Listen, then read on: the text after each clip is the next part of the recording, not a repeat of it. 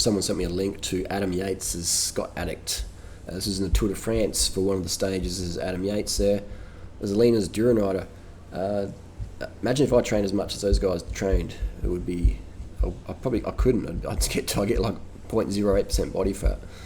Anyway, so this was the interest here, was the 32 cassettes. 32 cassette, and they're running a long cage DI2. Now, I've shown you many times before, you don't need to run a long cage derailleur. I've got the Dura-Ace one, short cage, both mechanical and DI2. It works fine with a 32 on there. Just wind that B screw in, you're good to go. Good to go. So that just goes to show, even in pro cycling, the mechanics aren't even like fully switched on. You know, like we and I've talked to a few pros about this, and they're like, Harley or Duranider, pro cycling's not as organised as you think. Like, there's a lot of old school mentalities, especially the Euros. They're just like, boom, this is how you do it. Like, you know, just really locked in traditional.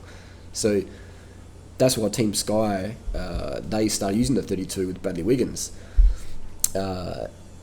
Before that, no one had used the 32, though, as far as I'm aware, in the Tour. So it just goes to show that the people are catching on.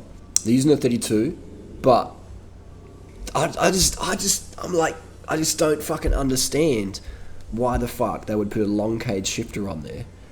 It's the extra weight. It's not as good as shifting as a short cage. It's good enough.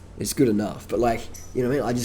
I don't understand why you're using tubular rims, such a lightweight 800 gram frame, and we're using a heavier derailleur for no reason at all.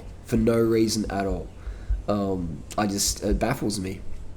It baffles me a lot. I mean, we're using like a zip tie to save weight, just like, you know, doing everything it takes to save the weight. Like, it's a nice looking bike, isn't it? I like the colour of the black and green. We're doing everything to save the weight. Look at that, they even trimmed off the fucking card, man. It's even trimmed off. But we're adding this fucking heavy ass derailleur on there.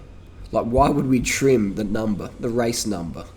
Correct me if I'm wrong, but that's been trimmed. It's been cut. It has been cut. Look, it's been cut. So we're cutting the race number. Like, look at that. They've cut around the 9. There's plenty of space between there and the frame, but they've cut around the 9. They probably could have just trimmed it on that line there. But there you go. So you can run a 32 cassette with a short cage. And goes to show that they're watching, they're taking Duranider's advice. Almost, they're running the 32 cassette. Actually, I stole that from Team Sky, so I can't claim fame to that one. But what I can claim fame to is using a short cage rear derailleur, Dura-Ace, Shimano 105. Any 11 speed will work fine with a 32 cassette on a vertical dropout frame. If you've got an old steel frame with a horizontal dropout, it won't work as well. But a vertical dropout, new carbon bikes, new alloy bikes, boom, works perfectly. There's no... I show mechanics, and they go, oh, it won't shift as good. It shifts fucking perfect, man. Oh, this is durable as fuck. I get more Ks out of my chain than anyone I know, because I keep it clean, and I use squirt lube. Anyway, bottom line, you don't need a long cage. If anyone says you do, they're just not up to speed. They might be a professional mechanic for like a pro tour team, but they can still, as we see, have no idea about the compatibility of a 32 cassette with a short cage Shimano 11-speed derailleur. Crazy. Again, just goes to show you, just because it's a professional setup doesn't mean they know everything, especially about nutrition. So I'm not having to dig any of the teams or riders here. This is just a highlight in society that there's always a better way. And if you rely on tradition, you'll be stuck in tradition. You'll be bound and locked by that.